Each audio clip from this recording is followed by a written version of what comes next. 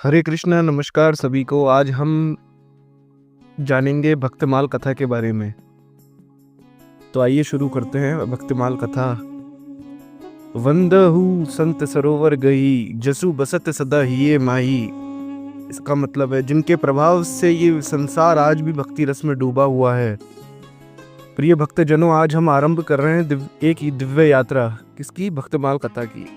ये केवल संतों का इतिहास नहीं, बल्कि सदियों से चली आ रही भक्ति धारा की जीवंत गंगा है। इसमें वे संत आते हैं जिन्होंने अपने जीवन से ये सिद्ध कर दिया कि ईश्वर को पाने के लिए कोई जाति, वर्ण, ऊंच नीच और बड़ा छोटा नहीं देखता। केवल सच्चे मन की भक्ति ही भगवान तक पहुंचाती है। अध्याय 1, संत कबीरदास जी। पृष्ठभूमि क्या इसकी? मन लाग्यो मेरो यार फकीरी में। संत कबीरदास जी का ये था, मन लाग्यो मेरो यार फकीरी में। काशी नगरी में जन्मे संत कबीर ने समाज को झकझोर दिया। उन्होंने कहा, पोथी पढ़ी पढ़ी जग मुआ, पंडित भया ना कोई, ढाई आखर प्रेम का, पढ़े सो पंडित होए। कबीर ने जात पात, अंधविश्वास और बाहरी दिखावे को ठुकराया। उनकी वाणी सीधी सादी परंतु हृदय को छू लेने वाली थी। वे कहते थे, कबीरा खड़ा बाजार में लिए लुखाड़ी हाथ, जो घर फूके आपना चले हमारे साथ। यथार्थ जो अपने भीतर के अहंकार और लोभ को जला दे, वही सच्चा भक्त है और वही भक्ति को प्राप्त कर सकता है। और ऐसे ही एक हमारे राजस्थान से भी संत मीराबाई, जिन्होंने कई पदावलियां लिखी, जैसे कि मेरे तो गिरधर गोपाल दूजो ना कोई। अब संत मीराबाई कौन थी? ये राजमहल की राजकुमारी होकर भी मीराबाई ने सब कुछ त्याग दिया। उनका हृदय केवल एक ही नाम जपता था, श्याम शाम शाम। विष का प्याला मिला तो भी उसे अमृत समझकर पी लिया, क्योंकि उनके लिए जीवन का सार केवल कृष्ण प्रेम था। उनकी वाणी अमर है। मीरा हमें सिखाती है, सच्चा प्रेम किसी बंधन में नहीं बंधता, वह सब कुछ त्यागने को तैयार रहता है। संत और एक और संत हुए भक्तमाल कथा में, संत तुलसीदास जी।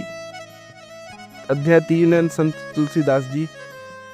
तुलसीदास जी ने रामचरितमानस के माध्यम से राम भक्ति का प्रकाश पूरी दुनिया में फैलाया। उन्होंने अपने जीवन में अनेक कठिनाइयां देखी, परंतु भक्ति से कभी डिगे नहीं। उन्होंने हमें सीख दी, सिया राम मैं सब जग जानी, करहु प्रणाम जोरी जुग पानी। तुलसीदास जी बताते हैं, संसार में जहां भी देखो वहीं राम है। अध्याय 4, संत सूरदास जी। कृष्ण की मुरली की धुन। दृष्टिहीन होने पर भी सूरदास जी ने कृष्ण की बाल लीलाओं का इतना सुंदर वर्णन किया कि पढ़ने सुनने वाला भाव विभोर हो जाता है। उनकी काव्यवाणी ब्रज भाषा की शान है और उनका प्रसिद्ध पद क्या है? मैया मोरी मैं नहीं माखन खायो। सूरदास जी ने हमें सिखाया कि सच्चा दर्शन आंखों से नहीं, हृदय से होता है। अध्याय 5, ऐस का संत रविदास जी। साधारण चर्मकार हुए भी रविदास जी ने दुनिया को ये बताया कि मन चंगा तो कटौती में गंगा। उनका संदेश था, भक्ति के लिए स्थान या साधन नहीं चाहिए, सच्चे मन की पवित्रता सबसे बड़ा तीर्थ है। तो ये थे संत रविदास जी, जो कि चमार रहगर घर में पैदा हुए थे। अध्याय 6, संत धन्ना जी। धन्ना जी एक साधारण किसान थे। उन्होंने भोलेपन से भगवान से प्रार्थना की, प्रभु मेरे पास कुछ नहीं है, तुम ही दाल रोटी दे दो। और कहा जाता है भगवान ने पत्थर से अन्न प्रकट कर दिया। धन्ना जी हमें सिखाते हैं, भक्ति के लिए ज्ञान या ग्रंथ जरूरी नहीं, केवल सरल और निष्कपट हृदय चाहिए। भक्ति के लिए किसी भी तरह का ज्ञान और किसी भी तरह के ग्रंथ की जरूरत नहीं है। भक्ति तो निराकार है। भक्ति की कोई ज्ञान की आवश्यकता नहीं है। भक्ति आप कर सकते हैं, नाम जप करिए खूब।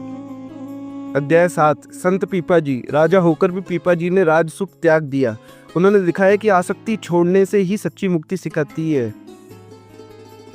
आसक्ति से ही सच्ची मुक्ति मिलती है, ये संत पीपा जी ने सिखाया। अब अन्य संत जो थे, जैसे कि सेना जी नाई हो गए, सेवा में ही प्रभु का साक्षात्कार पाया। उन्होंने सेवा करी प्रभु की, उसमें उन प्रभु के दर्शन हो गए। साधना कसाई कठोर जीवन से संतत्व की ओर बढ़े। भिखान जी सरलता और प्रेम का प्रतीक थे। हरिदास जी कृष्ण भक्ति और संगीत साधना के महान आचार्य हरिदास जी, जिनका वृंदावन में बहुत नाम प्रसिद्ध है। हरिदास जी महाराज तो हरिदास जी ने कृष्ण भगवान की बहुत भक्ति करी थी और इन्होंने संगीत साधना के महान आचार्य भी कहा जाता है। भक्तिमाल की शिक्षा क्या सिखाती है हमको? भक्ति में कोई भेदभाव नहीं, प्रेम और दया ही सच्चे संत की पहचान है। दिखावा और पाखंड से ईश्वर नहीं मिलते, सेवा त्याग और नाम स्मरण ही मुक्ति का मार्ग है। भक्ति में कोई भेदभाव नहीं, भक्ति में किसी भी तरह का भेदभाव नहीं करना चाहिए। प्रेम और दया ही सच्चे संत की पहचान है। दिखावा और पाखंड से ईश्वर नहीं मिलते। जो दिखावा करते हैं, जो लोगों के सामने जाकर के वेशभूषा धारण कर करके नृत्य करते हैं, जो दिखाते हैं कि देखो हम भक्त हैं भगवान के, तो वो पाखंड है, वो दिखावा है, वो भक्ति नहीं है। तो इस भक्ति से दूर रहिए। भक्ति सरलता से जितना दीनहीन होकर जो भक्ति करेंगे उतनी जल्दी भगवान की प्राप्ति होगी। बाकी वेशभूषा पहन करके आप लोगों को दिखा रहे हैं, कर रहे हैं, तो वो भक्ति का उससे भक्ति प्राप्त नहीं होगी, उससे आप बेवकूफ़ बन रहे हैं। सेवा त्याग और नाम स्मरण ही मुक्ति का मार्ग है। सेवा त्याग और जो नाम स्मरण करता है वही मुक्ति का मार्ग है। समापन क्या है इसका? प्रिय भक्तजनों, ये थी भक्तिमाल कथा, संतों और महापुरुषों की अमर गाथा। इन संतों ने हमें दिखाया कि ईश्वर दूर नहीं है, वह तो हमारे भीतर है, बस हमें अपना हृदय निर्मल करना है। ईश्वर तो दूर है ही नहीं, वो तो हमारे भीतर है, सबके भीतर है। हर पशु पक्षी में, हर निर्जीव जीव, जो भी चीज़ है, सब में ईश्वर का वास है।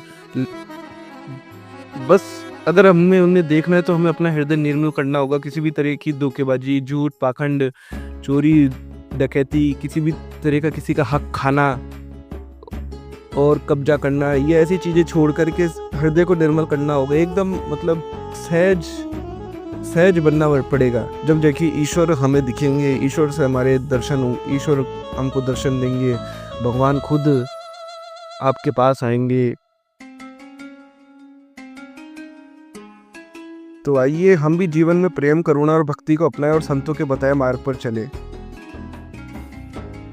राधे, हरे कृष्णा।